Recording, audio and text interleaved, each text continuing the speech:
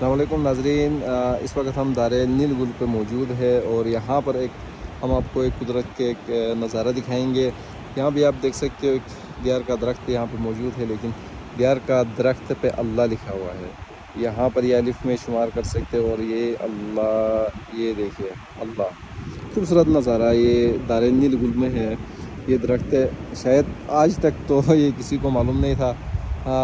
कुछ दिन पहले हमने रमाद हसन रमानी की कुछ पेज से ये दरख्त की तस्वीरें हमने देखे थे और उनसे हमने मालूमात लिया, तो उसने हमें ये बताया था कि ये दारे नील गुल पे मौजूद है। और आज मैं और रमाद हसन रमानी ईद के दूसरे दिन है यहाँ पे आए हुए हैं। ये देखिए बाइक ट्रेवल करके आज हम यहाँ पे आए हुए। हम यहाँ से थोड़ा आगे जाएंगे, यहाँ पर एक दरबंद भी है, उसका नज़ारा और उसकी कुछ तफसील भी हम आपको दिखाएंगे और बताएंगे। उसके बाद हम नील गुल जाएंगे। वहाँ पर आज ईद का दूसरा दिन है, इंतहा बड़ा रश है।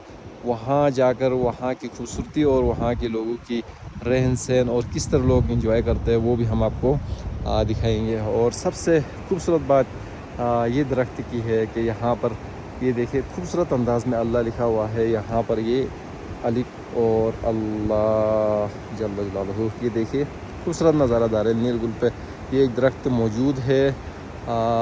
बस अल्लाह की कुदरत